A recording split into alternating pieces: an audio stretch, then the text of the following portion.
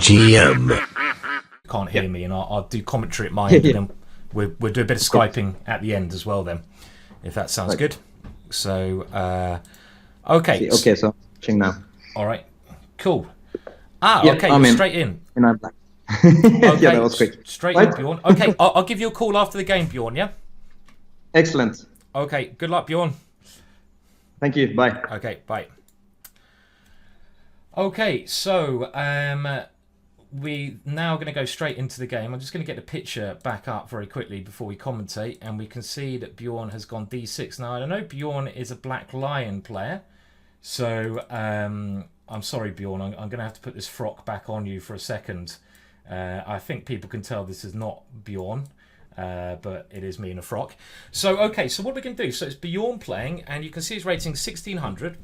Now, the opening he's playing here is the Black Lion. Now, I've done a number of videos on this on my YouTube channel, and I've done a DVD on this, so it's kind of one of my specialized openings, this, I would say. And the way that he's playing is all in the theory, and this move here, taking on e5, is the main move. Now, I will go back to the earlier moves very shortly, and we'll talk through this, but I'm sure most of you know probably about this opening already, because you've probably watched my YouTube videos, and the last time I did a stream with Bjorn, we had this opening. So, sorry, I'm just adjusting the picture there.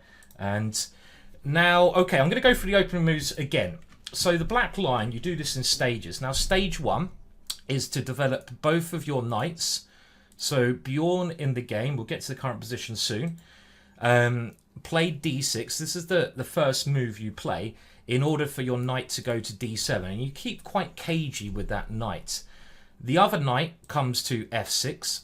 The reason you don't play f6 straight away is because of e5 when the knight would be attacked. Knight to f3, and now this is stage 1, so you get both of your knights into the game. Now stage 2 is to take some control of the center, so e5, excuse me, is a very decent move.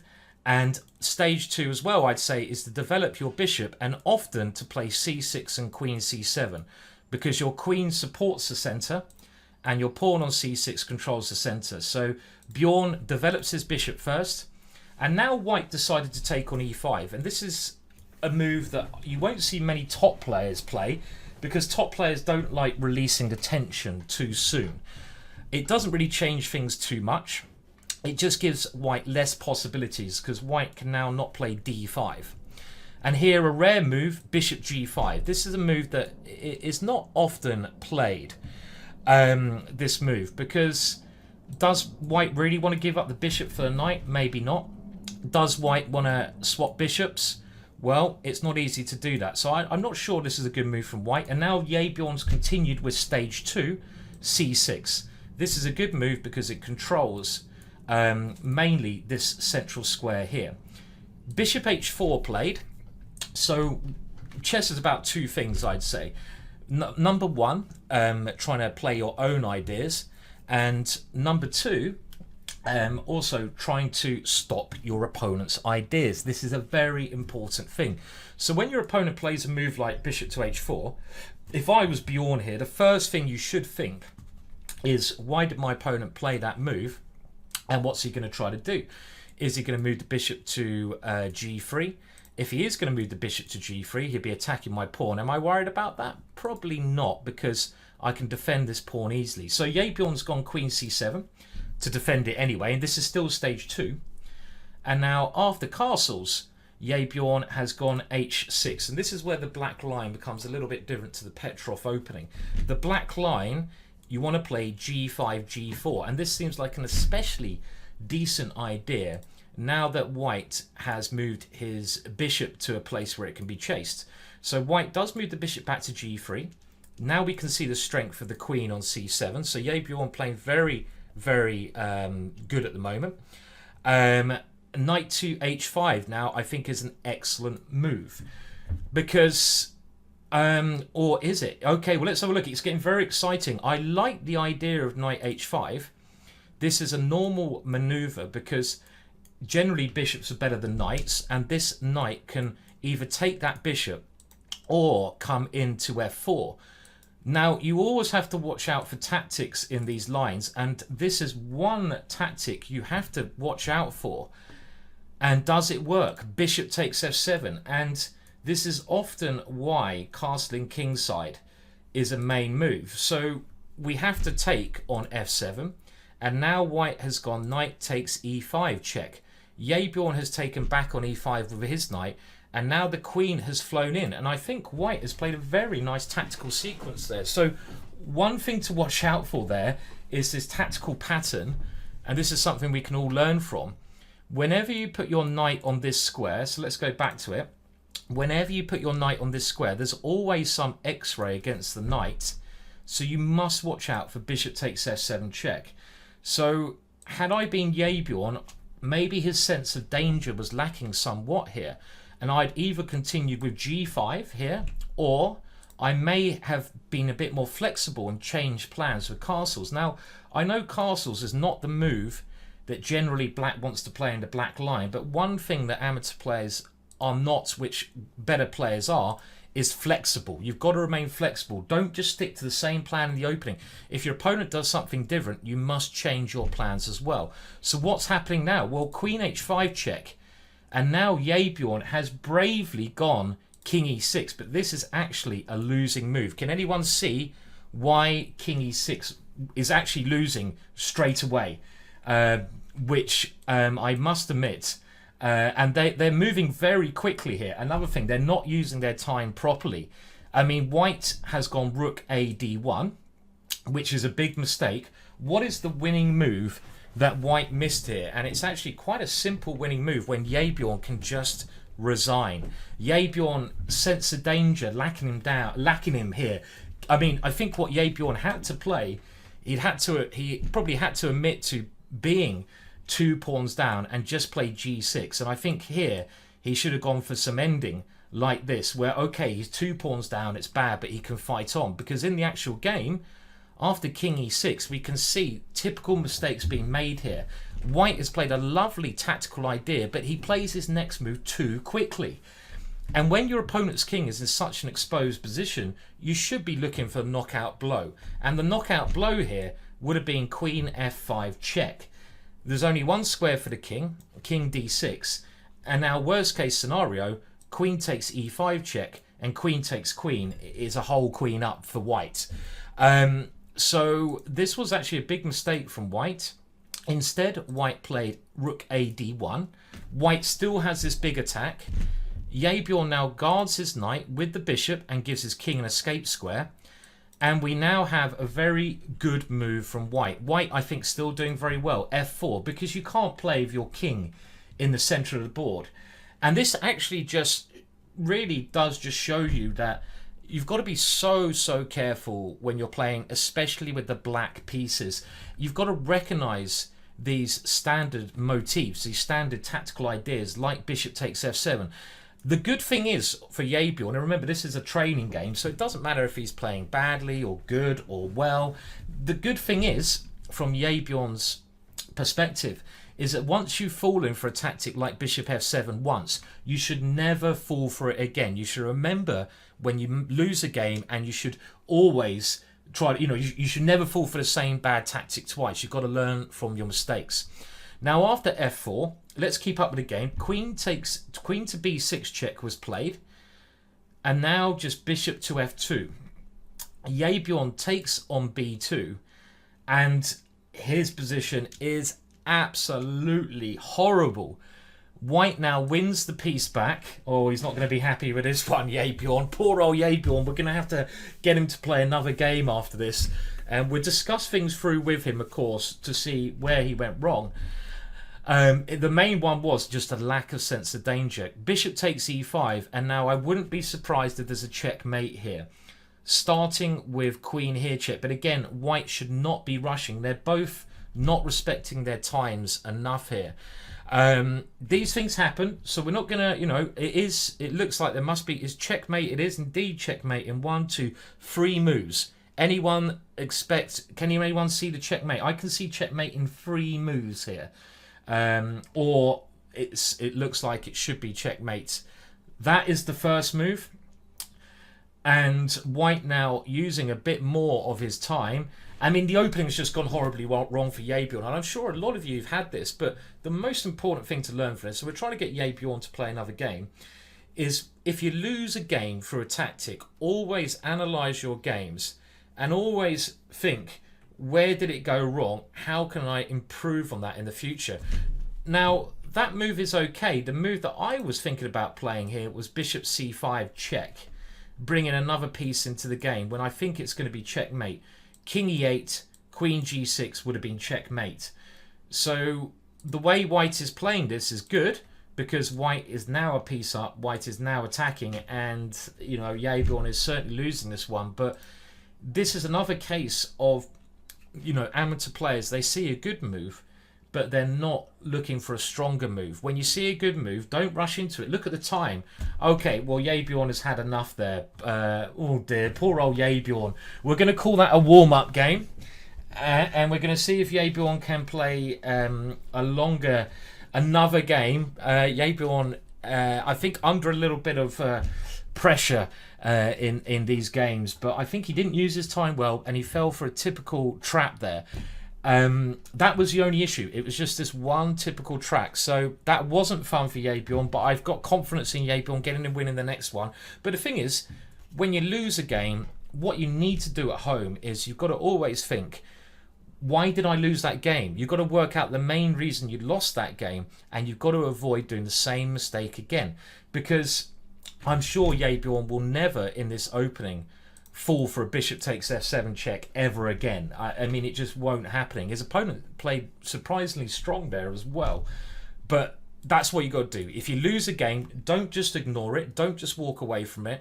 This time limit is brilliant on chess.com. They didn't use their time, but it's a perfect time to think longer and to really play in a similar way that you would in a real competition. Any quicker time limit, I don't think you can play like you would in a competition.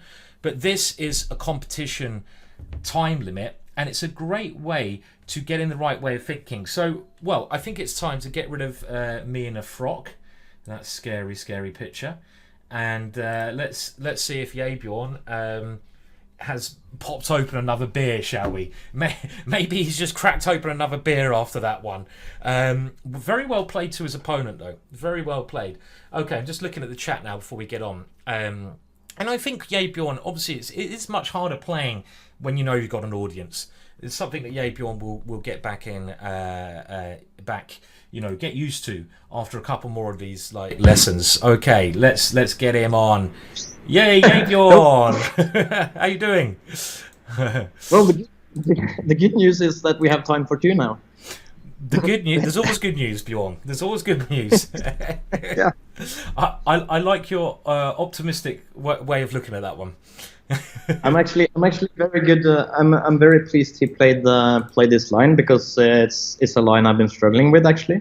And okay. I'm really looking forward to talking about this one. Okay, brilliant. Well, that's good. I mean, well, should we dive straight in? Have you got the board in front of you there? And you can watch it on the stream as well. This is kind of lagging like 10 seconds. Somebody told me last time that it might be better if you do screen sharing on Skype. Aha, okay, let's see if I can do... Yeah, I will do that. Screen share and this one. And let's see. Let me know if you can see that one. Can you see the board there? Yeah, I see it. Yeah. Okay, perfect. Let's try that then. And I'm just your Skype. I have to say, Bjorn, I don't know what you think of Skype, but I hate it. I mean, it is flashing a little. Microsoft. Yeah, Microsoft they're just I don't like Microsoft, but hopefully if it does flash people at home, I'm sorry about that, but what can we do? Such is life sometimes. Okay, so let's have a look. So what opening did you play first of all, Bjorn? All right. Okay. So I these days I play the Black Lion against d4. I've been trying lately to play it against d4 as well, and I find it works about the same. But yeah, it's this Black Lion that you have a DVD on, and I've chosen it because it's aggressive and fun to play, and not many people know the lines. Yeah. Okay. So So the black line, you know, Bjorn, just to go through it, and if anyone doesn't know what the opening Yep. is, I have done a DVD. There's also, I've got some free videos on YouTube if people want to, you know, learn it for free. Yep. They don't need to spend any money. So check out the YouTube account. Maybe it was the ginger beer I'm worried that got you, Bjorn, today. You know, but Yeah, that's horrible in the beginning. Yeah. but the black line, I mean, when we'll talk about the game live, Bjorn, we were doing it in stages, and really the first stage, I mean, you can get this lot of different move orders for everyone at home. The normal move order is d4 and move 2. Yeah. And here you go knight f6, attacking that pawn. White defends the pawn. And the move you kind of want to play is e5, but I don't like playing e5 here because it allows an ending, and you know, that's no fun. So we played knight b d7 first in these positions, just to block up that diagonal, and after d4, e5 is sort of the main starting position, Bjorn, I guess, yeah? So... Yeah. And now... Yeah, I saw somebody noticed that we're playing a bit quick in the beginning here, and I mean, these are all kind of mainline. Well, now it's transposed into like a mainline black line. Yeah, that's right. So this is like the starting position as such. I mean, there's a couple of stages to this opening, the so-called black line, and well, we'll go through a bit further. I mean, bishop c4 is the best move, or one of the best moves, because this is the best square for the bishop, because it does look at that quite juicy pawn on f7. And you already have to be a little bit careful here, because, you know, if you're not paying attention and you play a move like a6, you probably get in a losing position already because of knight g5. Knight g5 is horrible. It's disgusting. So the move you played is the main move, bishop e7, developing the piece. And now if knight g5, of course, you can castle when f7 is well defended. This is a variation, but black is doing fine here. So now your opponent took on e5. So I think you mentioned this last time, Bjorn, that this is a move that I don't actually often talk about, but it does occur a lot at lower levels. So do you want to sort of ask any questions, have any thoughts about this move? Yeah, so the problem here is the combination of him taking, and then he's playing bishop g5, and he doesn't take the knight. And his aim is to kind of put pressure on this e5 pawn now. And I feel like the black line defends this now, kind of dodge it, put the queen behind there, and I've so often gotten into a real lot of problems this way, and it seems like maybe I shouldn't continue playing the black line against this setup or attack from white. Okay, so I'm not sure. You're worried mainly in this position that, you know, this plan basically that white's playing, which I don't talk about in the DVD, the videos on YouTube. You're right that white takes here, and this is something that's quite common lower down, where white will then want to go bishop h4, bishop g3, and just place pressure upon the e5 plan, the e5 pawn. And you're saying this is something you've had before, Bjorn, and something you struggled with before, yeah? Yeah, and now I think you noticed that this was kind of the first time I've, after I played h6, I guess. A couple of more moves now. I decided now I will still kind of go for the black line setup that I know, and try to figure out, now that I have time and not playing blitz, I have time to figure it out. Obviously that didn't work out so good, but but anyway. I mean, my first thoughts just about this bishop g5, because it's not a line that I'm accustomed to, but the way I'm thinking immediately is that I'd be quite happy to see this, and in general, if you can, this is just very general ways of thinking, if I can somehow swap off the dark square bishops, that is something I'd like to do. I mean, the first thing I'm thinking of, which I don't think works for a number of reasons, but I would like to play a similar idea to what you played, but a very normal idea, and this is different to the black line, and I think you have to be a little bit flexible. Maybe h6 and g5 is not the correct way to play against this, but the first thing I'd want to play, just positionally, is knight h5, because often if this knight gets to f4, it's, you know, on a fantastic square. but I don't think knight to h5 is good here.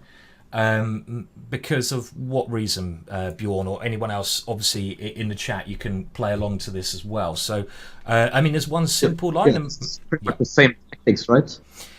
This is the same tactics that's occurred in the game. Does it work this time? Does it work this time? Because the reason it works in the game is that the queen on h5 could take on e5. I'm not sure if it works here. So the first thing we have to analyze, obviously, is does bishop f7 work? So have a little look at it and tell me how what you're thinking about bishop takes f7 here, Bjorn. Yeah. Okay. So it doesn't seem like it's working here. But could you take the e5 pawn? I would look at like knight takes e5. Can you do that? So if knight takes e5, so when we're playing a game, we've got a lovely picture of Bjorn's head there on the camera. Sorry, no, sorry. It's easy to do, Bjorn. We had a lovely view of the top of your head there, but no, don't worry, I'm only embarrassing you. Sorry, Bjorn. No worries. I could see you were getting intensely into the game there. You're like, ugh. Yeah. But I mean. Yeah, in general, I mean, you know, if you're in a game situation, let's say this happened in a game for anyone at home, I would be trying to make knight h5 work, because positionally, chess is about trying to achieve your positional goals, sometimes through tactics. And my positional aim is to get rid of this annoying bishop on g5 for my bishop on e7, which is not great. And also, then I gain this lovely square for my knight, which is going to be aimed against his king. But if before playing knight to h5, you have to look at the same tactics that occur to Bjorn in the game. So you have to look at bishop takes f7 first, and also the move that Bjorn was thinking, knight takes e5. But is knight takes e5 working? If I simply just play knight takes e5, this looks to... I think black is doing well. Well, what if he... so he takes on h5 now. Takes on h5, and now I'm just going to take that annoying bishop on c4. Knight takes c4. Oh, okay. Take this, of course. Yeah. So that, get rid of that piece. I mean, normally, you know, we wouldn't be playing the moves on the board, but okay, I kind of cheated there. Well, when you get back here, you Sorry? take on e7. No. Continue the line. You take on e7 and... Okay, so let's do it in our heads. So knight takes e5, knight takes e5, and then you're playing... Queen takes h5. And then I'm going to go knight takes c4. So it's very good for those of you at home to analyze without... No, but I'm saying after this. Yeah. So you take on e7. Okay, queen takes e7. And then you go... And queen b5 check, and you pick up the... very nice. Pick up the knight. So maybe you win a pawn. A very nice tactic. But my queen is on e7. Oh no, you're right. Okay, so YayBjorn, yeah, well, nicely spotted, Bjorn. Bjorn's. Do you prefer me calling YayBjorn or Bjorn or Bjorn? It doesn't matter to me. Okay. Doesn't matter. Okay, we'll go with Bjorn. Sorry. Okay, Bjorn. Whatever is easier. Okay, so a very nice tactic actually. I didn't see that. So one of the tactics here that's pointed out is knight takes e5. Knight takes e5. Let's try to follow this without moving the pieces. That you need to improve. Everyone needs to improve their visualization skills. So when you're analyzing, try to do it without moving the pieces. This is such an amateur mistake. Where when you're looking at the game afterwards, people start moving the pieces. Try to do it in your mind, because you're training your mind. And Bjorn found a very nice line there. Let's try to go for it. Knight takes here. Knight takes here. Queen takes h5, knight takes c4, bishop takes e7, queen takes e7, and then the queen can come over to b5, checking the king and picking up the knight, winning the pawn. So that's nice. I mean, I think that might work. That's one idea. I mean, the reason I sort of have not gone for knight h5 as well is a lot simpler, and you know, if you can see a simple reason why it might be a problem, there's actually no point overcomplicating things. And the simple reason I thought here, Bjorn, was if bishop takes bishop, you have to take the queen and just knight d5. Right. I mean, I just thought this was quite annoying. It might be okay for black, maybe with queen c5, but Right. it feels a little bit suspicious to me. I don't want to allow the knight into d5. I mean, this would be my Yeah. basic way of thinking. I mean, I would have thought, I don't want to allow the knight into d5. So I actually like the move you played in the game. Let's go back to the game. I like c6 because it has the intention of just stopping anything ever coming into d5. So I like that. I move. find this very useful in this line because when the the knight is on c3, it kind of blocks out the knight. It doesn't have any squares, and that knight also blocks out the c pawn. So I find it very often in these lines that white is suddenly out of moves and can't find like useful moves. So yeah. I agree, and I mean, I think this is a very solid setup. What people have got to remember, I mean, and I think maybe for you, Bjorn, as well. I mean, obviously, the black line proper, and probably the sort of moves that Bjorn is most trained for, and I'll just show you the black line proper, just so people at home, is where this is kind of the stage. I was saying, this opening you're doing stages, and after the normal move of castling. Stage 2 is going c6 and queen c7. So I'm just going to put that on the board. For example, rook e1, queen c7, and now you also have ideas of b5. So this is a good way to gain space on the queen side. So white often stops that. If white doesn't stop it, you go b5. And now stage 3. Now that you've got control of the center, and this is where the black line becomes the so-called black line rather than another opening, is that you go h6. And you often try to play g5 in these positions. Now, I think one thing to bear in mind is that, okay, if you get the h3 stuff, then g5, is a very good option here because you've got g4. But I think it's worth bearing in mind not just to always go for this h6 and g5 plan. I mean, if your opponent does something different, like bishop g5, you have to remain flexible and just try to, not be obsessed with that one plan as such. I mean, maybe around here after bishop h4, this is where, I mean, I think the way you played it was okay in the game, and obviously you just fell for this one tactic. But what kind of things were you thinking here as well at this moment in time? Yes, at this time I was kind of I think I spent a minute here or so because this is I want to play h6 and then I want him to take the knight. And it's like you say, I know some lines and you want them so much to get in. You want the game to get into the lines, so much that you kind of play them even if you have a feeling that he's probably just going to go back and do that stuff that I hate. and that's why these kind of exercises are so good to figure out what to do in these situations and kind of, So change your mindset a little bit. So basically, when your opponent plays something a bit different, like bishop h4, I mean, you've had the kind of things where you go h6 and they take on f6. This is the kind of thing you're used to when you get the bishop pair, and you should be very safe. Exactly. Yeah. And now I right. think this is a really common thing that occurs actually again at amateur level.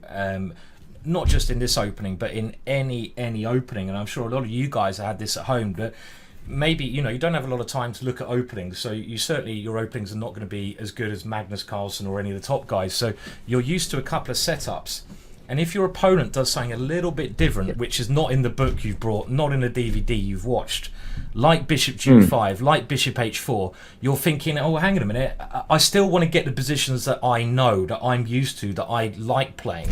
So I want to try to get him to do this, and I want to sort of force him into those positions. So you kind of maybe play a little bit too rigidly, and you need to think maybe in a way that, okay, the bishop's come to h4. Now, why is that not in the book? Why is that not in the DVD? And this is the same for other situations like this for you guys at home. If your opponent plays something slightly odd that you haven't seen, there's probably a reason that it hasn't been,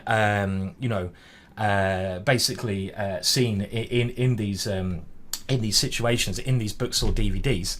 And the reason is it's probably not the best line. So you've got to work out why it's not the best line. Rather than try to keep in your normal thing, maybe try to punish these moves a bit more. You cannot maybe always punish them tactically, but try to think why this is not the main thing. So I think your next move is all right, Bjorn, because consolidating... Can I? Yeah, I'm just looking at when I look at this game fresh now, it seems like I can win the e-pawn now. If I go b5, b4, and then just take the e-pawn. Well, let's have a look. So one thing really worth remembering when you play the black line with c6 is it's not just a defensive move that controls d5. We mentioned this the other day that it is actually an aggressive way to play because you can go b5. Now, Bjorn's pointed out that this knight is the only piece defending e4. So if we can attack that knight, then we can win the pawn on e4. And if you can win a pawn, you can win a pawn. Now, I think there's there's one main move I'd be worried about here. So we probably need to analyze it. So the only move I'm worried about here is Bjorn. Which is the only move that I'm worried about? So I guess to defend the pawn, you could play bishop d3. But yeah, I certainly wouldn't be worried about bishop d3. You know what I do? I mean, before I play b5, so I'm going to put b5 in the board. But if I was in a game situation, I'd be thinking about this move, and I would eliminate my opponent's possibilities one by one. Now, bishop d3, Bjorn, I'd eliminate immediately because have I gained from the two moves b5 and bishop d3? Has black gained something there? Has this helped black, putting b5 and bishop d3 on the board? Would you say? We'll get some... I would... Okay, it feels like the answer is no. Answering, but I would say yes because I feel like I'm getting some space and I'm making him this annoying bishop on a bad square. But I totally agree with you, Bjorn. I also see that my c1 is now weak, but yeah, I think I would actually think this would be a good idea. For to be honest, but yeah, I totally agree, Bjorn, because. I mean, the way I'm looking at this, I mean, everything you said there, I agree with. I mean, in this opening particularly, as we saw in the game, the bishop on c4 is White's best piece. And the idea of taking on f7 is always hovering on the horizon. And this bishop is such a good piece. So if I can gain space with b5 and force that bishop to a diagonal which is useless, I mean, look at it on d3. It's basically just a passive position. It's blocked in by its own pawns. It blocks the queen in, and you force that piece to a bad square. I would not even. I mean, as soon as I would see bishop d3, I'd say, well, White can't play bishop d3 because my position is gaining. So I'm not worried about bishop d3. I'm certainly improving my position there because for the reasons that you've demonstrated. So what other options does White have here as well, Bjorn? Hello to Sidechef Delia, by the way, in the chat. Can you remember the DJ, Bjorn? Sorry? Can you remember the DJ at the party? Sidechef Delia is in there? Sidechef Delia is in the chat. I don't think I'll ever forget him, so... Sorry, Bjorn, what other moves can we consider here? Okay, so I guess I would look at knight takes b5 just to see if that's working or not.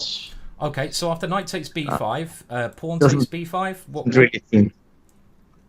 I don't think so. Yeah, and then bishop takes. No, probably not.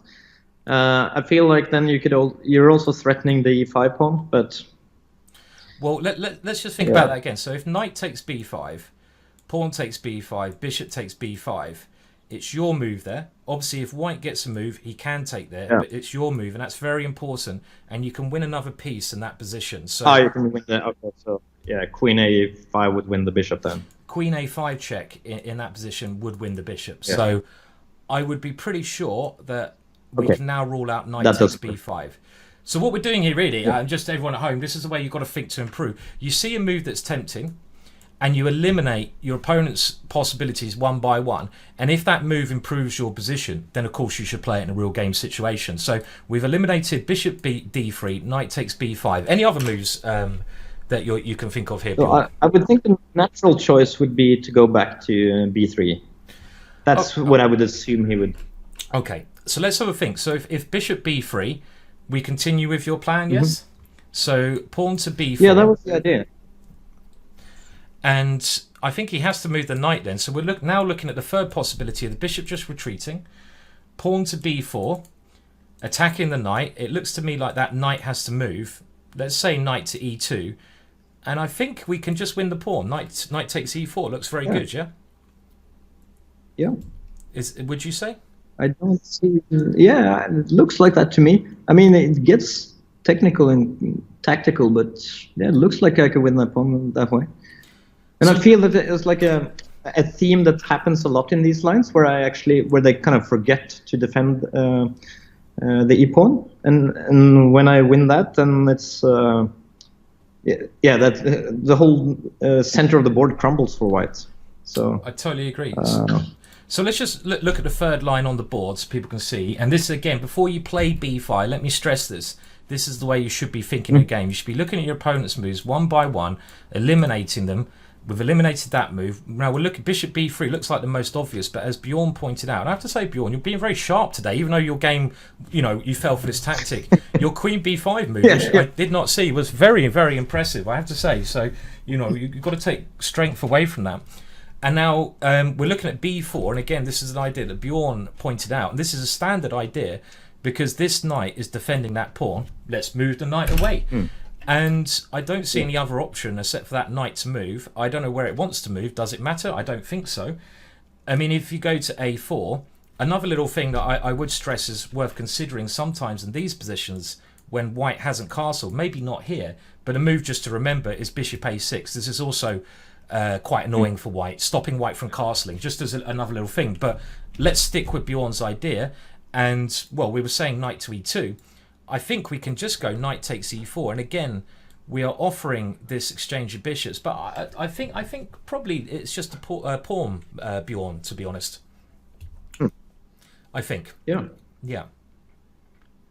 Yeah, and as somebody said earlier on, we did play a bit too quickly for a 15 minutes game, so that's also something to take away from this. That if I had looked a little bit further, I could have spotted this, and the game would be totally different, right? Yeah, but there is one more option, and I'm actually a little bit surprised after b5. I mean, what was the main tactic you fell into in the game? Thank you, Felix Chess, for subscribing, by the way. Okay, it's very... right, so you always have to watch out for this. So let's see. It takes...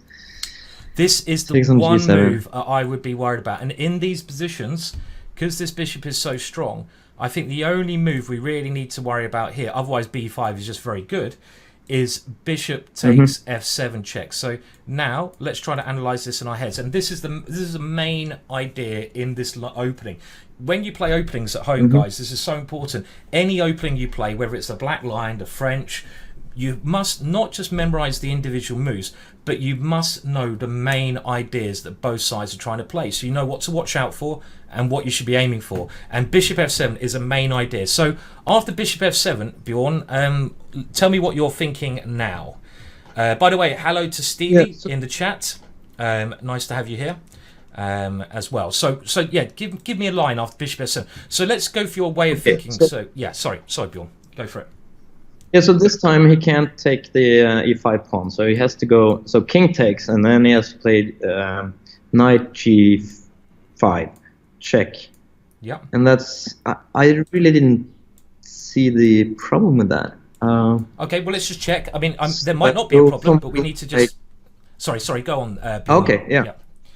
So I think I would play king. Let's see. Yeah, definitely don't want to play the wrong move there because she might lose your queen. I think maybe king g7. G8. King g8. I mean. Okay, so the king goes to g8. Yeah. f8, you lose your queen with a horrible fork. You do, yes. So then, does white have any way to follow up there? Let's see. Because you just got to be. I can't see it. I mean, you need to bring your. You can't really bring much pieces in here. There might not be. There might not be. I might. I mean, what if knight e6? There? Where would you? The way you were talking, I was sure there was something I was missing. I'm probably just being an absolute bastard, to be honest. But what about knight e6? Okay, but in that last variation, if the knight then goes into e6, so we're looking at bishop takes f7, king takes, knight g5, king g8, and then let's say the knight in that final position jumps into e6. What is the correct move to play there? And if you think it's okay, then we've basically analysed everything. Right, so yeah, you need to move your queen to either e5 or b6. Let's see, b6 maybe. Queen Let's b6. see if there's a. And do you think Queen b6 looks right to me. And you think that position is good for black? Yeah, I won a piece for a pawn, didn't I? Yeah, you did. I'm just trying to trick you, man. So yeah, okay, yeah. I mean, basically, I mean, your trickery now. I'm only trying to scare you with this line because bishop f7 is obviously in the game it worked well for white, and I want to make sure that in future you never fall for bishop f7 ever again. I mean, I think that's the one key thing to take away here.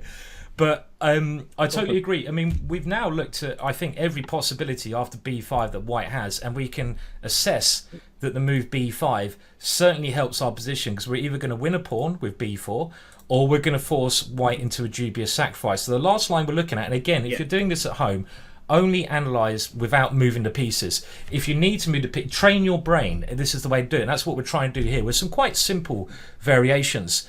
And bishop takes f7, king takes. White has to try to attack with knight g5. You've got to be a little bit careful here. I don't really want to move my king into the open, even though that might be okay. I don't want to move to f8 because that is a nasty check. But Bjorn pointed out that the king can go here. Now, a couple of things to bear in mind in these positions is these light squares are very weak. So if you ever get this tiny tactical thing in a game, make sure the light bishop is gone. So you have to. I only scared of the queen getting in. If I can't see a good way in for the queen, then it feels okay. Totally agree. And the only thing to watch out for here, I mean, if there was a pawn on c3 and the queen can come to b3 check, but you know, in this situation, you're covering that square with our very handy pawn, and that queen can't get into the attack. So the only way white can really try is knight here. And again, we have to be a little bit careful here because we don't want to go queen e8, knight here, even though even this position, often black has the queen coming into g2, but there's no point to complicate. If you've got a simple way to do things and keep the advantage, keep it simple. And as Bjorn says, moving the queen here controls that knight on e6, and I think basically this variation is doing well. So I think that's certainly something to watch out for, Bjorn. If you ever get this again, just remember, if your opponent does not go a4, always think about b5, b4. That's the key thing. But if we go back to the game, and we'll move on to another game very quickly, but after queen c7, which I think is okay, because you are defending this pawn, castle's kingside, I think this is probably where things start to go a bit wrong. Because, for example, h6 was played. Now, what was... And I think you mentioned that the reason you played h6 is because you wanted to get a position you're familiar with, and you're hoping for bishop takes f6. But, again, this is a common mistake here, because... in chess, and this is something everyone does, even top players, you're hoping that your opponent plays a sub-optimum move, and you're hoping in this position that for some reason white will take on f6. But when you're playing your games of chess, you've got to always assume your opponent will play the best move in the position. So never assume he will play a suboptimal move. And I don't know if that is, you know, correct in saying that here, Bjorn, because, you know, bishop takes f6 you're kind of hoping for. Is that kind of fair to say? Yeah, I think this is more of a what would you call it? Habit. It's like this is the next move in the line, and and I wasn't scared of him taking.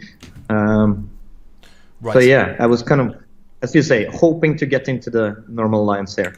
Maybe with g5 as well. Maybe you're helping for g5 and stuff like this, which I don't think is a bad idea. Not necessarily. I like you mentioned earlier, I wouldn't play g5 before he plays h3. So the idea is I wanted to go knight f8, and then if he moves his bishop right away, then I go knight g6 and defend that way. And that feels like a solid position. Not a black lion setup, but still feels all right for me. And if he doesn't, then I could go, then I have ideas to see if I can put my bishop on g4 and force him to go h3 and then do the normal black lion setup. I guess that probably got a little bit out of hand, but yeah. No, I agree. So, I mean, I think, yeah, so in this position, I mean, the way, as Bjorn just pointed out that you're thinking here, the normal plan that I know Bjorn is well aware of is going h6 and g5. And it's really decision time here because, like in any opening, when you play an opening, you should know what kind of opening and even middle game plans you're aiming for. And Bjorn knows that h6 and g5 is a plan here, so he goes to that. But every time you start a plan, you've got to assess the situation. And I think if you go for h6, bishop g3, you probably have to keep going with it. You know, there's no point starting a plan and then changing your mind. You have to be consistent with it.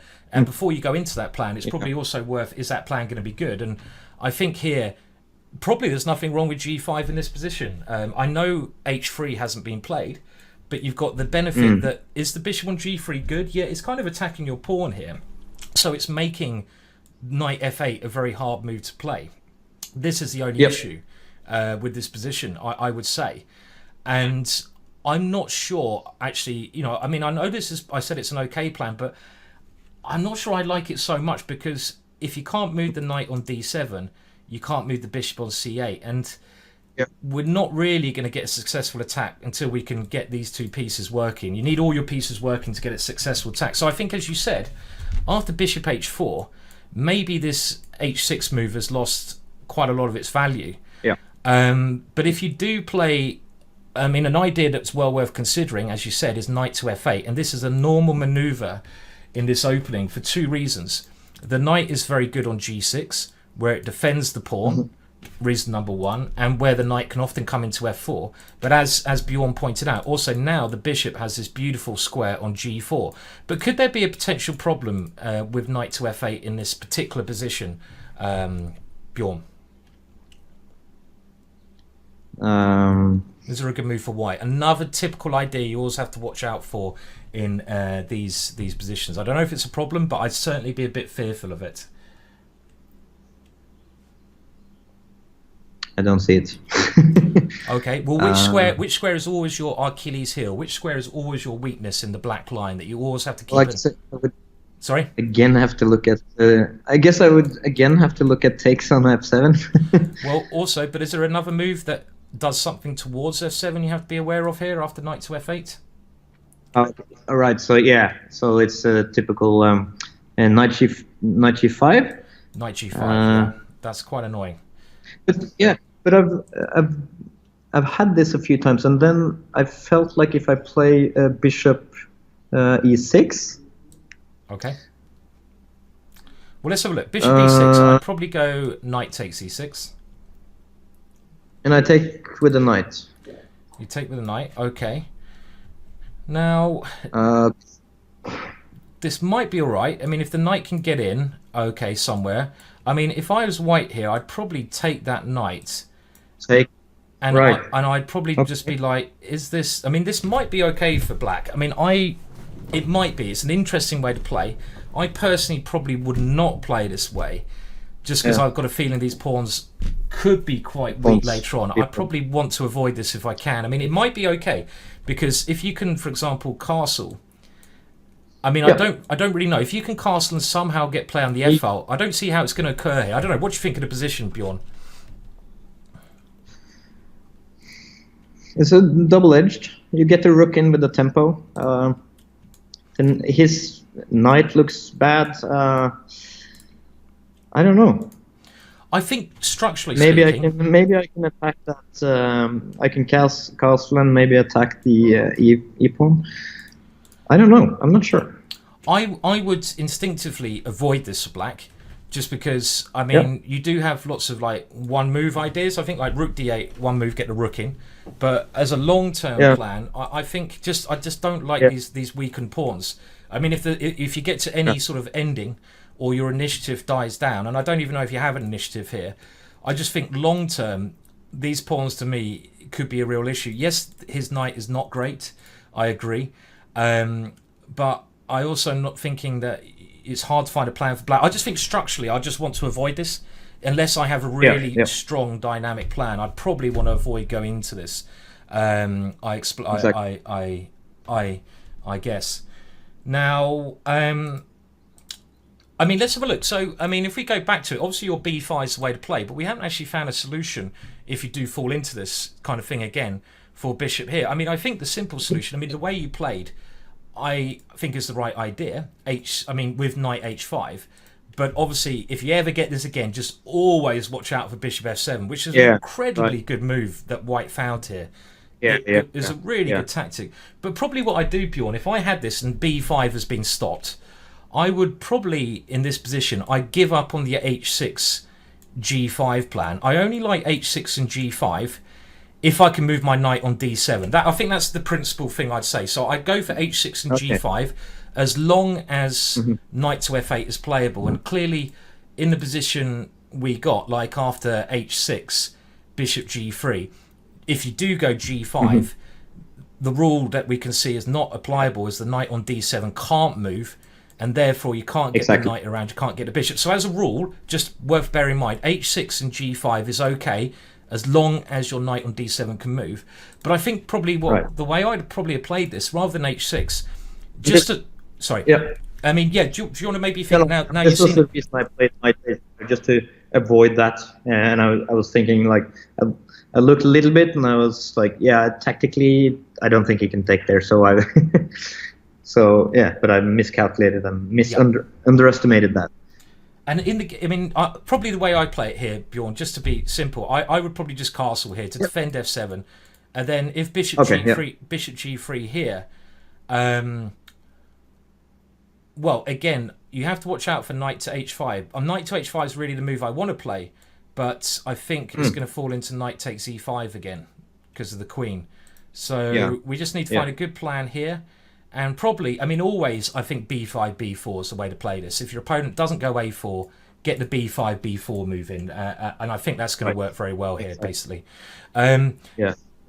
So, we did have a suggestion in the chat, I can see, from Tom Hass, that at some point, maybe you can play knight b6. Now, generally, knight b6, let's say I moved 9.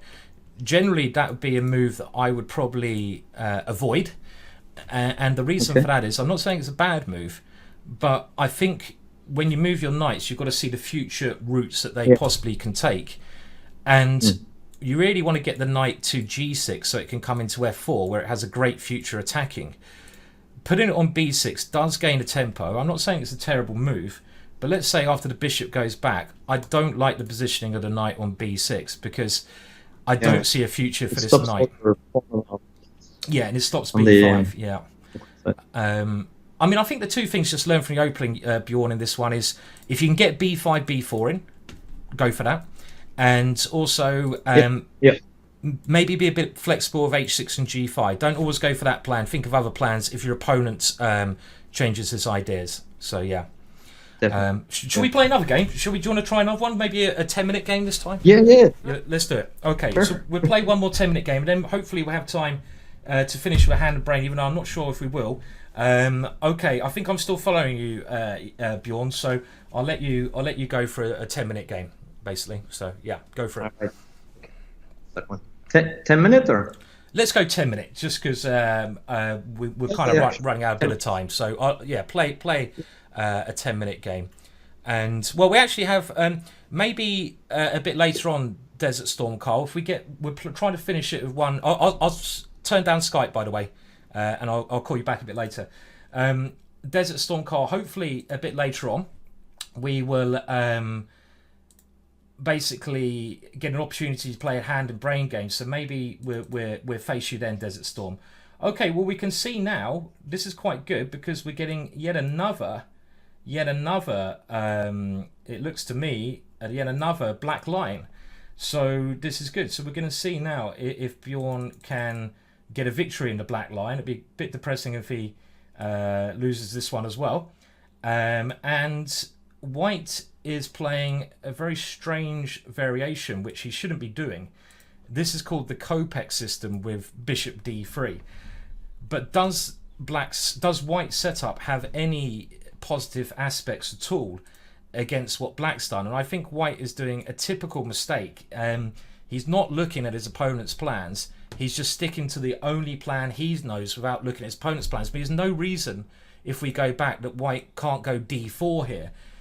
And if he wants to go bishop d3 anyway, he can play bishop d3 next move. I mean, why go bishop d3 first? Because probably it's the only system white knows, but white's not being flexible enough. Now, with a move like this, we can see that YayBjorn is trying to take advantage of it. And this is good, because what he's learnt from the last game, rather than going for his standard moves, he's trying to take advantage of his opponent, of white playing a move you're not expecting. So he's thinking a little bit more outside the box. And I like that, because he's grabbed himself a bishop there. And now he's got a stance in the centre. And also by exchanging that knight, he's gained a little bit more space. So I like the line. I like the way this is playing. I'm not saying that black has an advantage, but I like the way that Bjorn fought outside the box there and tried to take advantage of his opponent's rather strange opening moves. Now, how would I continue if I was black here? Well, I'd want to think, first of all, where do I put my bishops? Where's the best squares? Bishop there looks logical. I would have probably... I mean, I really hope he doesn't take the knight, because this is a similar plan to what his opponent played. And you can remember his opponent in the last game. No, I don't like that. His opponent in the last game brought the bishop around to pressurize that pawn, and that would have been a very good plan. Bishop h5, bishop g6 to attack that pawn. Now, the bishop on e6 is okay, but I think you've got to always think of the best squares for your bishops. And, well, okay, Bjorn now may be preparing queenside castling, so he's playing a very brave game. Like, let's see the queenside castling. Come on, Bjorn, let's see it. I'd love to see queenside castling and then the black lying attack over here, g5, g4. Can you do it? Come on. And the other thing you can do, we were talking about h6 and g5 before.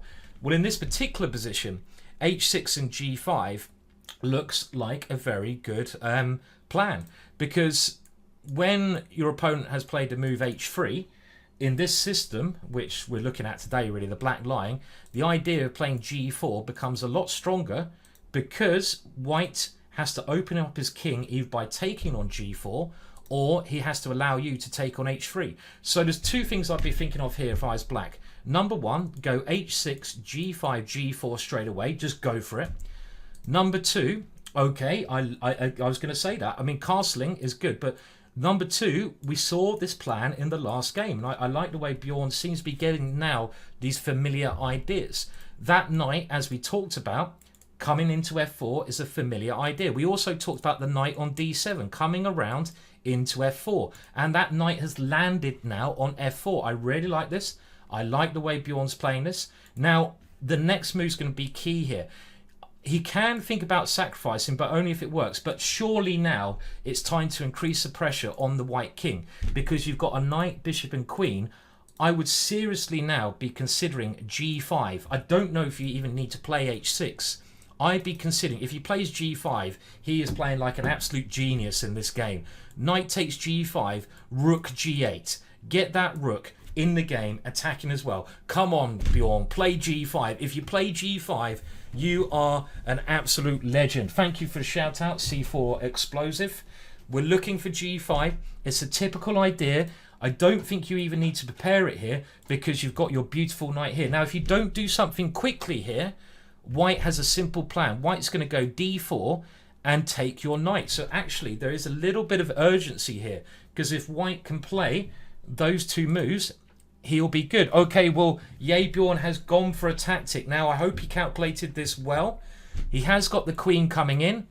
Oh, my words. What a genius tactic that is. Oh, Bjorn, you're even playing a better move than I saw. Oh, round of applause for Bjorn. Fantastic game. Oh, I would say it's all my coaching, but I can't claim that. That was a beautiful tactic. And that was actually the nice build-up of sensible moves combined with tactical things. And tactics only work from a position of strength. And that was beautiful. Beautiful, Bjorn. I love it. G5 I was only thinking of. I didn't see the tactic. Bjorn saw the tactic, and that was a bloody good game. So that was awesome play. Now, like I say, I wish I could claim that as my teaching, but I somehow doubt I can get away with that. But I really like that. And before we get Bjorn on the thing, and we have to make it a bit shorter, that was absolutely brutal. He's playing a good rated player, about the same rating, and his opening worked fantastically. Now, what do I think were the key moments there? Well, let me just tell you very quickly. After bishop d3, white has played a different move order. So the one thing we did say in the last game, if your opponent plays a setup which you're not expecting, there's probably a reason that that setup is not in a DVD or book that you know, probably because it's bad. How can you take advantage of that? And here, YayBjorn, rather than doing his normal moves without thinking, he plays knight c5. So I like that. He's already found the right way to go, knight c5, because he's thinking outside the box. This gains the 2 bishops, and now he plays normal moves. e5, good move. Bishop g4. I mean, I would have maybe considered even putting my bishop on e7 or putting my bishop on g7 here, but there's nothing wrong with developing the piece. h3, and again here I was a bit doubtful about bishop e6. I think I would have certainly not swapped my bishop for that bad knight, but I would have probably tried to go maybe bishop h5, bishop g6, just because my opponent's queen is on such a bad square that maybe my bishop can come around here. But I guess you have to always consider this move. This is a very greedy move, though, from white. I mean, maybe white could have played this in the game. I mean, you can go here, but I think, I mean, I probably go c6 takes, and I do at least your king side some damage. Some very crazy position here. Okay, but in the game, bishop e6 is a good move as well. And white was playing without thinking, rook e1. And now queen d7. I like this. There is a weakness there. Why not think about now taking that weakness and also get ready for queenside castling, because you're ahead in development and YayBjorn is really trying to punish him. But what was the star move for me? After white develops his knight, the star move here was this typical idea, and we talked about this square, and we talked about the importance of getting a knight to this square. In the past, remember the knight on d7, this is the kind of planning you need to think in advance. Goes to f8, goes to g6 and goes here. But the other main idea, and this is an idea that YayBjorn tried in his last game but it backfired, is knight to h5. But what is the main difference between this game and the last game? In the last game, white had this fantastic bishop which was able to sacrifice itself on f7. In this game, that bishop is gone. And look at the finish here. Knight to f4 and bishop h3. If the queen goes somewhere like c2, I'm imagining bishop h3 is a killer because that knight is so strong. Pawn takes, queen takes with mate to come. But the game was beautiful. Queen f1. I was only looking at g5 here. YayBjorn, you got me here. You're out thinking a grandmaster. I wanted to play here and just increase the attack like this. But the tactic that was played was fantastic because it either wins the queen or forces checkmate. So I think it's now time to get Bjorn back on the show and get his final thoughts on that 14-move win. That's what we want to see. So I think we have to give Bjorn a little round of applause. I'll get rid of the horrible me in a frock picture. And let's get Bjorn back on now, shall we? So, okay. And congratulate him. Bjorn back on the show and get his final thoughts on that. Awesome! You might have to mute the Twitch stream, by the way, Bjorn. If you could just mute the Twitch stream, that'd be good. But that was awesome. Absolutely awesome. Yeah, that was... yeah. I felt I needed that now after 2 losses, so yeah, that was fun. That was a powerful display, yeah? Thank you, sir. That was really an awesome attack. I mean, you just took down a 1600 in 14 moves, and you just totally destroyed him. So, well, first of all, congratulations, Bjorn. What do you think were the important moments in that game? Well, it got really weird right after the opening, and I was like, this is not going to be a black line either. But I felt like I was happy with the way I kind of punished his weak opening with this early bishop d3 move. Yeah, seems really strange to me. Yeah, to defend that way. Yes, I mean, actually, what your opponent's trying to... He's kind of setting up for it because he wants usually to play knight c3, but since he has a pawn there now, he can't do it. He doesn't have time, and he can't any longer go d5. So, yeah, and this defense looks really weird. And usually I feel like, okay, so this is not theory, I don't know this, and I should punish it somehow, but I can't find the moves to do it. And I was really happy to kind of see that he had to defend with queen, then I get rid of his stupid white bishop, and then my position should be better, I felt like. I agree. I mean, At least. I think you played very well. I mean, the system actually your opponent played here, Bjorn, it's actually called the Kopek system, named after international master Kopek, who I think has recently passed away. And just to show you when it's more effective, after e4, if black is a Sicilian player, knight to f3, d6, c3 is a main move to try to go d4. And black often counters this with knight f6, attacking that pawn. And now white plays bishop d3. And the whole idea of the system is to go bishop c2 and d4. And it works maybe against a Sicilian. But I think actually what your opponent did here was maybe in a little bit similar to what you did in the first game. That, you know, exactly. White, in the first game, your opponent played a setup that you're not maybe expecting, and you continued with the same moves, and it backfired. And in this game, I think your opponent, you know, he's playing against your setup, which he's not expecting, but he's not thinking about your ideas. He's just doing his own plan without thinking. And clearly, you did a brilliant job of taking advantage of that. But for your opponent, doing typical mistakes, he's not thinking about how you're moving your pieces.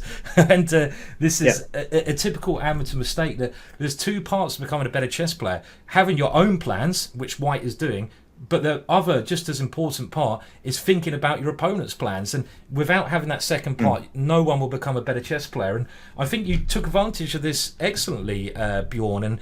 And come on, you've got to take us through the whole game, though, because this is one to show off, Bjorn. It was a good game. So when you got pawn to e5 in, and your opponent castled, let's go to bishop g4, which looks sensible. Now, after h3, what were you thinking here? This was the first thing I think you got some decisions to be made, basically.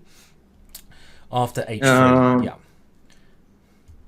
yeah. So obviously, it's going back to bishop h5 here would be also sensible, I think.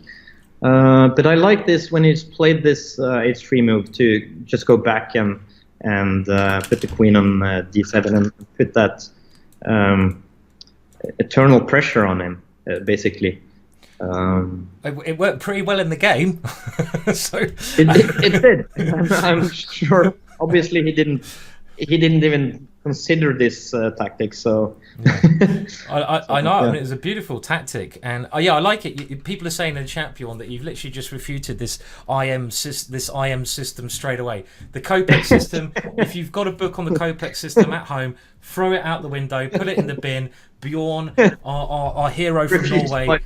He's refuted it. You can write your own book, Bjorn, how to refute the Kopek system. So coming to a bookshop. I need more stuff to do anyway. So, yeah.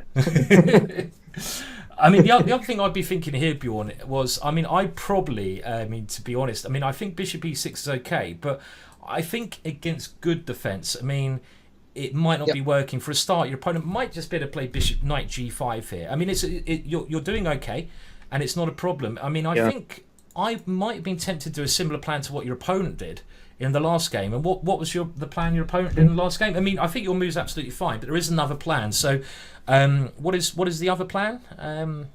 That your opponent. Can you remember the plan your opponent did in the first game? You can do similar here. What was that plan? So you're saying after h3, you play bishop e6, but there is another idea, and it's the same idea that you faced in the last game. So it's the idea that your opponent played. Oh, you mean so I can do the same idea that he did? Yes, that's right. Yeah. With the bishop. Remember in the last game, his bishop came to g5. Yeah. So you can do a similar plan here with your bishop, just as another option. So what is the other option? With your bishop. What else can you do with your bishop here? Well, I can obviously take on h3, but that doesn't seem like it's doing much. I could go... Yeah. Nah, doesn't... No, we won't go for that. I mean, doesn't seem like it does much. Take the knight doesn't do much. I don't like taking the knight because... Well... Yeah.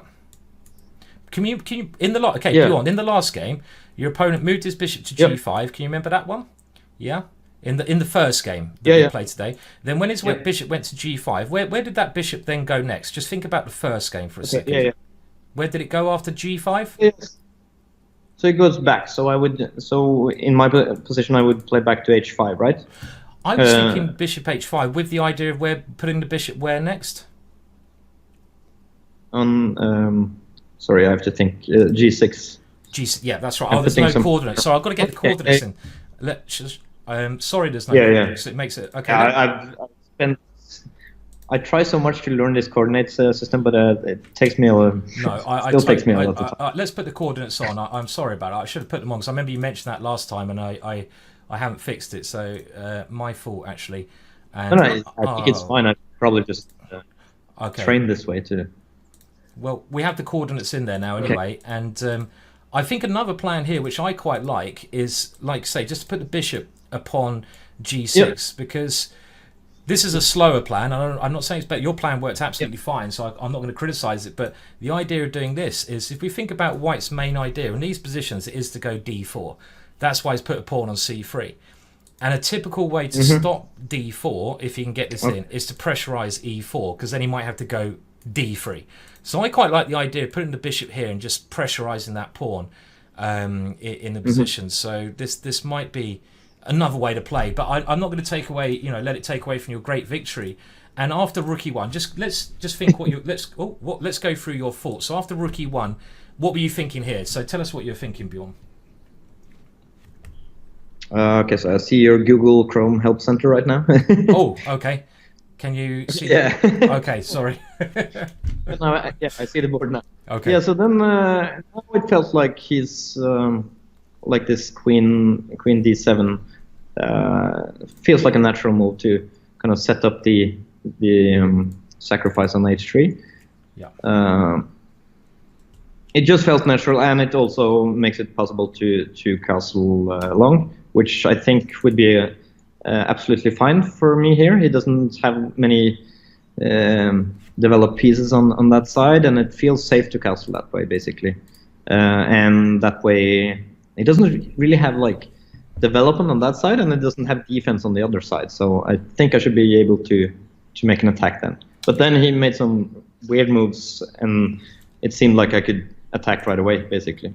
Well, I mean, I think the move two moves I was most impressed with, the finish of the game, but I think your next move was the move that really impressed me here, to be honest, after he went knight to a3.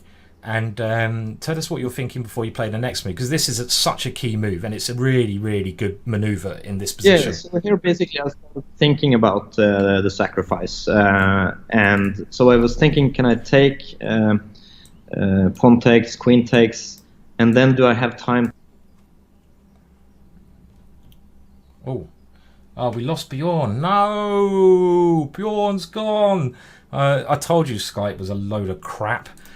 And it is. So, okay, well, I'm going to try to get Bjorn back on, obviously. Just typical, eh? Typical.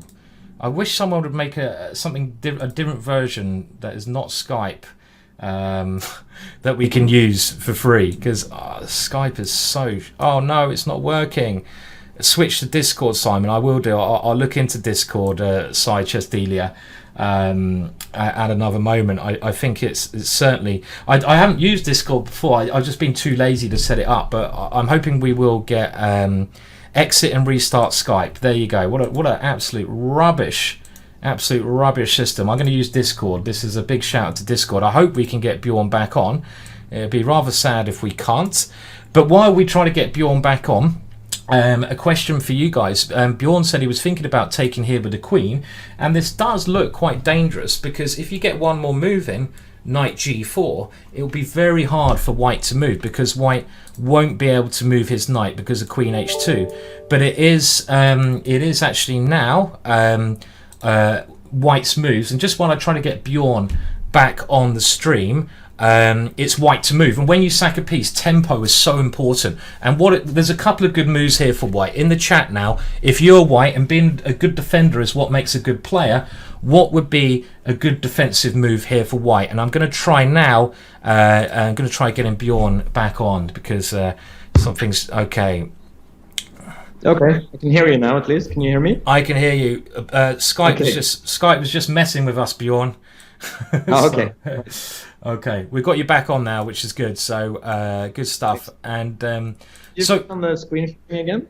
yeah, sure. So we're just going to share the screen, and we're just looking at your idea of bishop takes h3. And what were your thoughts anyway after this line? So I can see people. By the way, Steele, you have the right answer. Merry Hatman, you have the right answer, and also Plocrux. Not quite the right answer there, but it's the right idea in these positions. So Bjorn, sorry, we're looking, just to go back, we're looking at your bishop takes h3, which you mentioned, and what were your thoughts in this position? Because you obviously did not play it. Were there any reasons you did not play this line? Yeah, I thought I saw a defense here. Okay, there is a defense, but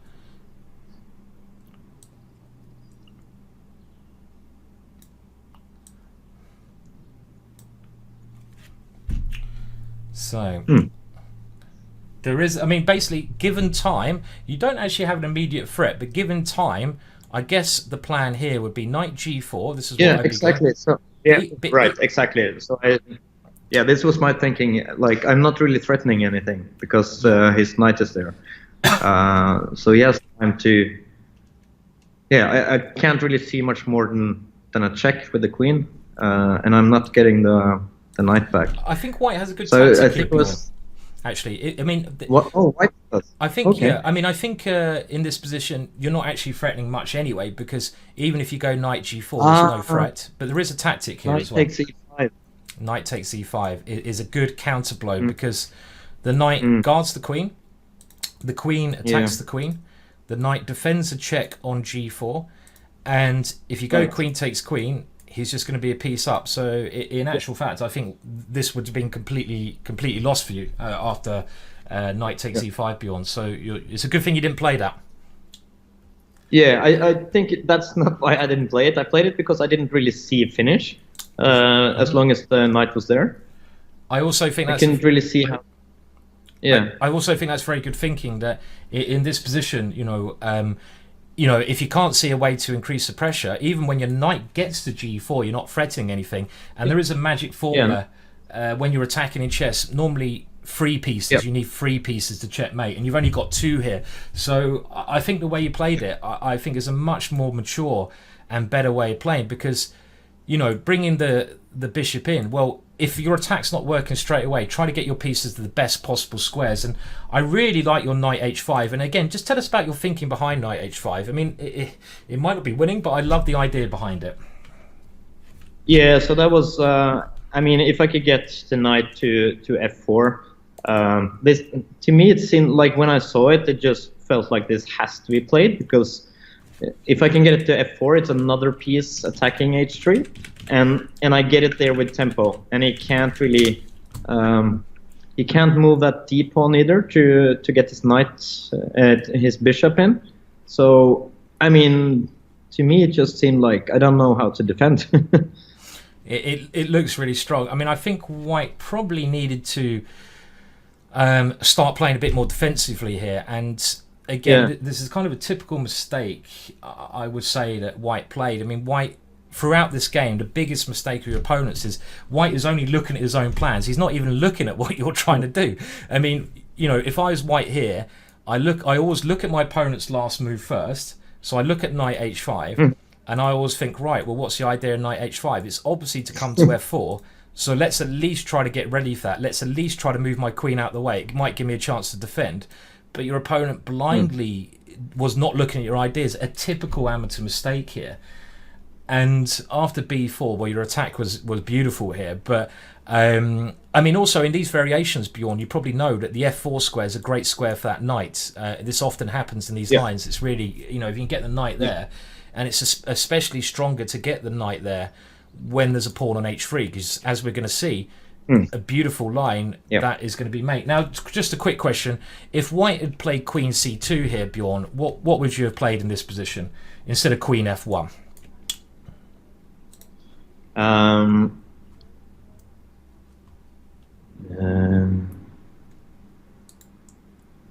Yeah, well, there's. By the way, while you think about your options here, I just, I think just looking at the chat, Tom Hass is saying Bjorn made the best moves. Bishop takes h3. Sorry.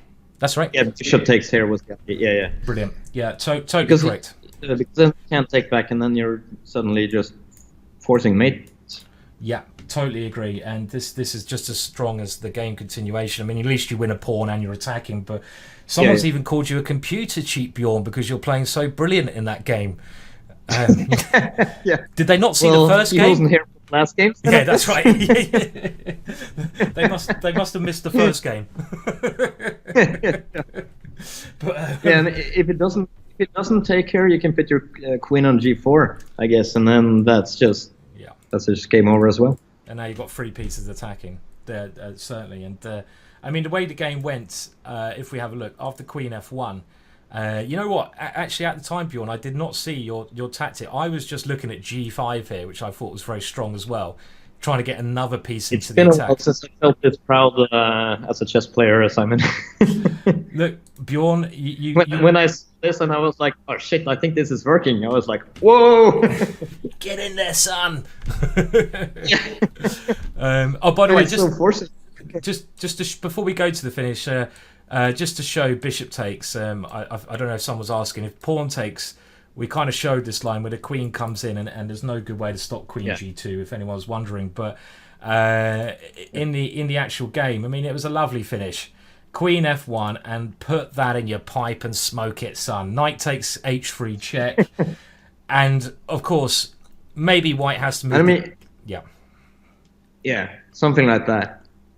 But you've won a nice pawn, haven't you, at least? So, that's the main thing. And, you're a pawn up, and your opponent blindly is not thinking here. He's really not calculating. And after the bishop came in, that was a nice finish to the game there, Bjorn. So well done, Bjorn. I like that. You did well there. You did well. Good stuff, son. Thank you. Well, to finish, let's say it's all the practice and teaching you've given me that's finally paying off. Wow, I don't know if I can claim that. You never know. I was saying that in the chat that I wanted to claim that was all down to my teaching and nothing to do with you whatsoever. But then I basically had to say no, it's not. It's nothing to do with me at all. It's probably down to you, that one. But I don't know. Hopefully we continue to do this every week or 2 weeks, Bjorn. If you're up for it, maybe. I mean, we can keep doing it and see how you get on. But shall we end the show? Sorry. I was just going to say the interesting part of this to me is it's cool to kind of feel good and win these kind of games, but I've learned 4 times as much from the game I'm losing, and that's something people should remember. Totally agree. That's wise words there. I mean, it was the old Soviet school of chess that the likes of ex-world champion Botvinnik, who said that the most important way to improve chess is to play proper games of chess, meaning not blitz chess, because blitz chess you're not gonna play your proper game. Play longer time limits, try to play competitions, and if you lose a game, analyze that game to death. If you have the opportunity to analyze it with a better player, do so. I don't think it generally helps analyzing with a computer, except for special moments, because a computer is not going to tell you what plans you should be playing and the reasoning. It will tell you the right moves, but it won't tell you the reasoning. You need to work out the reasoning. You need to know where you go wrong, so you don't repeat the same mistakes, and you need to improve on every loss you've ever had. So that is really an important thing to bear in mind, definitely. And I very wise words there. Try to learn from your losses, and that's kind of what we're trying to do here. But I was about to say, Bjorn, should we just finish with one game of Hand of Brain? Because I've got to get away a bit earlier today. But should we try to squeeze one fun game in now? Are you up for it? Sure. Okay. That'll be fun. Yeah. Okay. Oh, there was one player who wanted to play us. So I think now in the chat, Desert Storm Carl, if we give you a game of Hand of Brain, and Hand of Brain, if you're not sure what it is I will call out. I will either say Bishop, Knight, Pawn, and Bjorn has to move the piece that I shout out, but he doesn't know where to move it and what I'm thinking, so it's a bit chaotic. But Desert Storm Kyle, if you are in the chat, then please do challenge Sunjazz to a game of chess now. Let's make it 5-minute chess, shall we? A little bit longer. So Sunjazz is YayBjorn, and we'll finish this with a bit of fun to finish this thing off with. So yeah, so let's do that. And I have to say, so Simon, are you gonna take hanging queens today, or? Oh yeah, I wanted to forget about that one, Bjorn. Thanks for reminding me that one. Next time I see you, Bishop takes f7, Bjorn. Sorry? You got a lot of fans at my chess club, and if you ever come, you're gonna have to be prepared to be teased for that. Okay, I think I deserve it after not spotting a queen on pre. You know, that was certainly a bit embarrassing. But Bjorn, every time I see you, I'm going to say Bishop takes f7 after that first game as well. I'm afraid I will get my revenge. Excellent. But yeah, it was very funny the hand and brain game we played. But I mean, it's a bit of a laugh to finish this sort of training off, isn't it? Apparently, okay, so I have two challenges 5 minutes in. One from Desert Storm Call and one from Anthony Atanasov. Take on Desert Storm Carl. Take on Desert Storm Carl. Let's play him. Yeah, okay. Definitely. And let's see. Yeah, we're good now. Okay, brilliant. Can you see my board? I can see your board, so I'm going to say pawn. Let's go for a black lion, shall we? Okay, good. Yeah, I'll go black lion. We've been looking at it all day today. It's a black lion lesson today, isn't it, really? It is, isn't it? Yeah. Okay, knight. Okay, knight. Yeah. Let's try knight. So, let's try this, yeah? Yeah, we'll do it.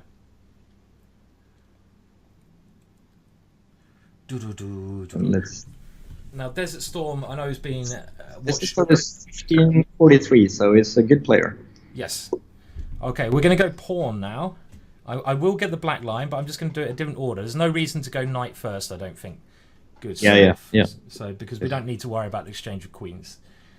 Yeah, Desert Storm's been watching the streams from the start as well. So, you know, I'd like to say a big hello to Carl, who has supported, you know, everything we're doing here.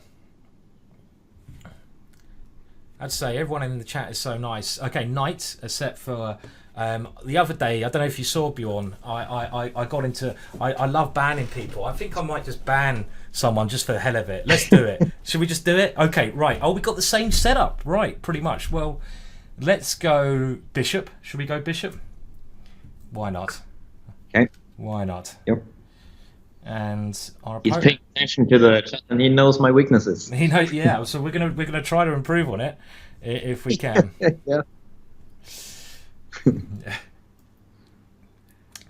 We'll see if it can work. Oh, shall I stop sharing the screen now? Oh yeah, you can. Yeah. Okay, let's. I don't need.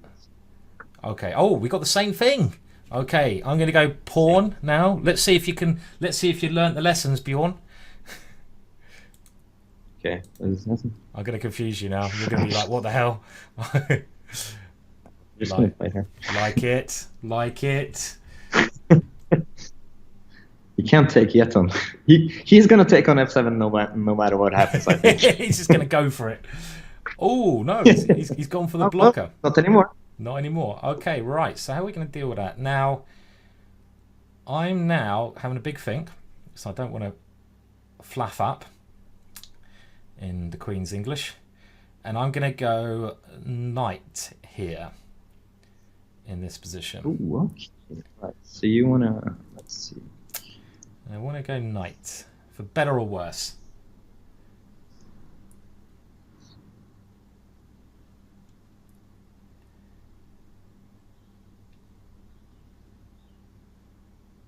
Can I take on? No. Well, that's what you've got to work out, YayBjorn. I wasn't thinking about taking much, but you know, if you think you can get away with it, I was thinking about knight h5 to f4, like you did in the last game. You know, that's standard maneuver, because I'm in the first game we played. I thought if we can play knight h5, then we will play it. So that was the move I was thinking of there.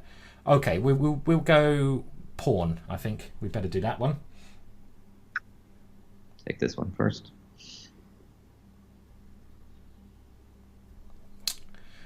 I quite like that exchange. I was trying to get that back to take on e4. Sure. A bit risky. Okay. Well, they didn't work. let's go bishop. I mean, I like our pawn structure now because we've got more pawns in the centre of the board, which is good. Definitely. I'm just going to keep it simple. King. I don't think we'll go for the black line stuff now because the position has changed. Okay, that's easy for me. Knight. So I have to do hard work. Okay, so let's think about the future and stuff. Maybe here is good. Yeah, I like it. I like it. I'm getting all the easy moves at the moment. I just, you know, my knight's attack. Let's move it. Okay, let's go now. Knight. Let's go jumpies, shall we? Why not? Get in there. You love that square for the knight, don't you? You absolutely love that square. Okay, now it's going to get funky. Yep. Right, let's get funky on his bottom. Well, maybe not on his bottom, but let's go. Ooh. Now, can we do that? I better move a bit quickly. Sorry, I'm a bit slow. We all know I'm a bit slow. Okay, let's go knight. I'm not going to sacrifice yet. Sorry. I was thinking about it, but I wanted to move the bishop. But we'll go knight. Okay, and I'll say the moves quicker now, Bjorn. I'm going to put it there. Bishop.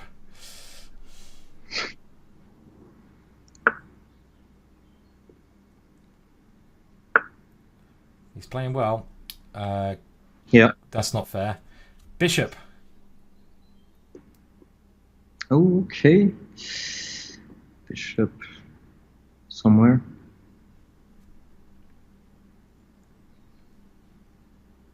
I don't know where to put it. Well, I was thinking about trying to get F5 in. I wanted to get F5 in to cheat, so I just wanted to move that bishop and go F5, but I don't know. What maybe there was D5 there was an option. Okay, let's go. He's playing. Why is he playing Queen so B6, well? You want to go Queen B6? Yeah, second this F2 square. Okay, but I think that's an easy one to stop. Do you want me to go with your Queen B6? Okay. No. Okay, let's go Rook. That's cheating. Let's go Rook. I think we can lose some time. By the way, hello, PPRTS. He's all playing right. well. Okay, so we need to play. Yeah. Okay. Yep. Pawn. Ooh. Pawn. Charge. Okay. I'm going to keep saying pawn. Oh, that was a... That's all right. Good move. Yep. Pawn. But yay! That's the daddy. Finally. Okay. Okay. Rook. You can see they're not very confident. Oh, greedy. Rook. Oh, that was... Oh, no, not again. Okay, bishop. I could have played that last move. Yay! Yay! I missed that last move, I have to say. Rook. Oh, okay. Oh, sorry, I pre-moved. No, knight. It's okay. There's no worries. Oh. What a weird position. Yeah. Knight. Oh, wow. Oh, okay, I see it. Okay, knight. Knight. God, this is easy just saying the same piece. Queen. I think we could still lose on time, though. Yep. Rook.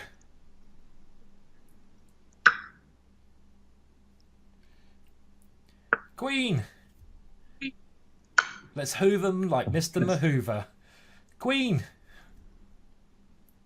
Get that hoover out. Get rid of all the dirt. Where can we go? We're doing the magic. We're doing the magic, Bjorn. Oh! Yay. Good stuff, Bjorn. That was very kind. He could have beaten us on time, I think. He could have maybe beaten us on time. That was nice of him to resign like a gentleman there. So yeah.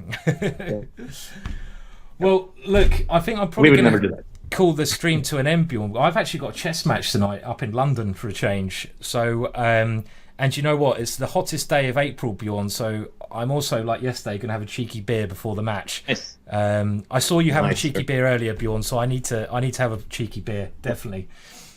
So what are your plans today, Bjorn? Are you back to doing the escape room, or? No. Tonight we have a quiz at our restaurant. So a couple of hours. I'm a bartender. Oh wow. Which is Okay. also what I do. So yeah. So hang on a minute. So we have a Yep. Thursday quiz. Yeah. Okay. So Bjorn is a bartender. He arranges skate rooms. He's a web app designer, programmer, restaurant owner.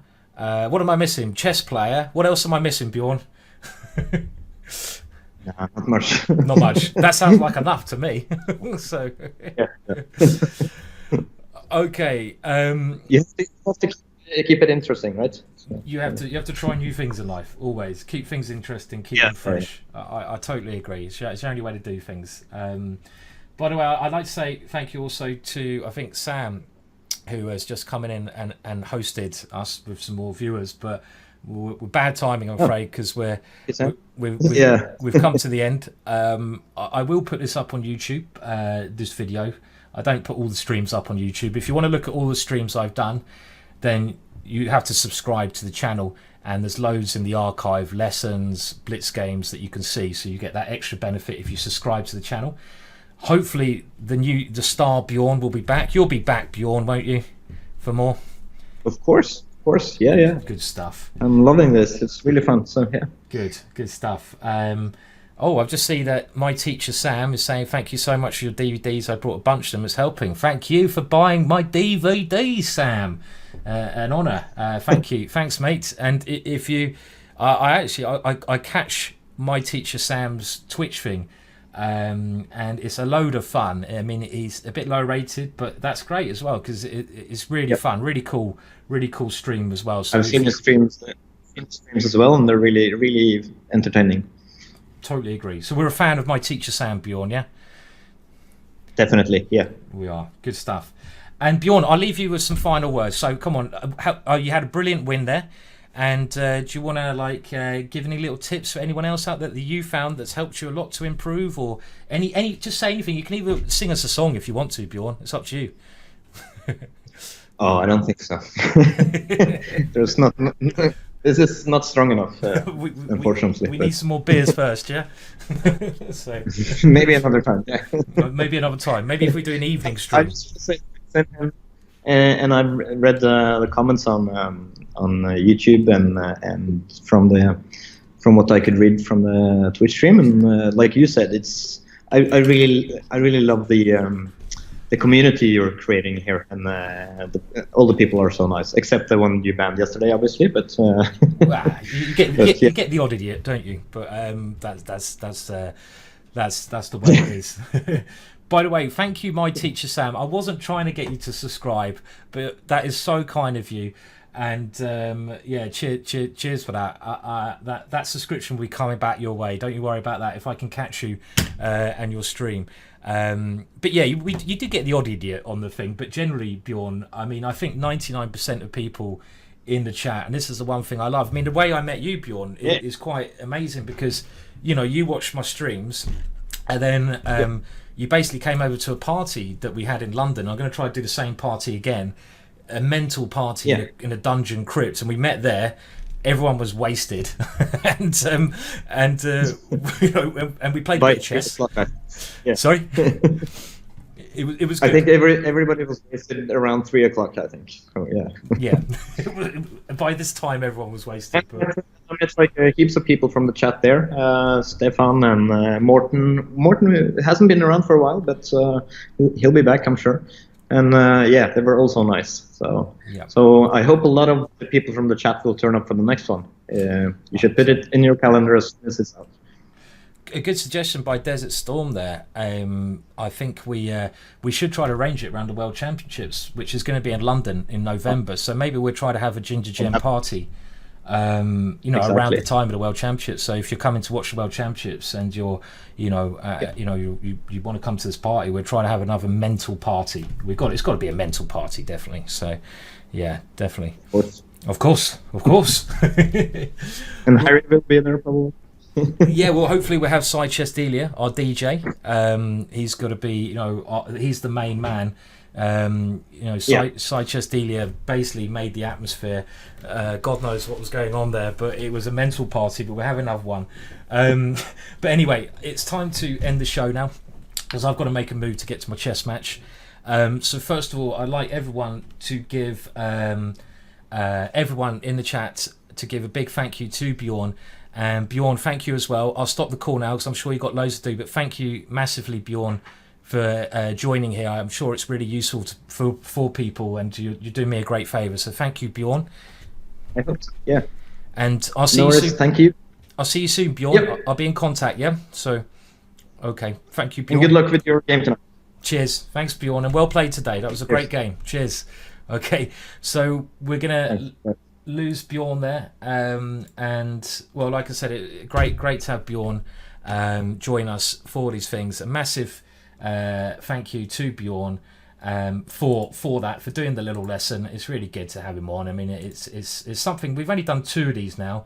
It was a new idea, and I don't know if it was a good idea or a bad idea to basically, to do this teaching, but it seems to have worked very well. I mean, when I started, I wasn't sure if it's going to be a successful thing to do, but I like it. I think it's really good. And the thing is, Bjorn's such a lovely guy. It makes it a lot easier to do. And I don't do any coaching anymore. And, I try to do these coaching sessions a little bit different because obviously we've got an audience coming on as well.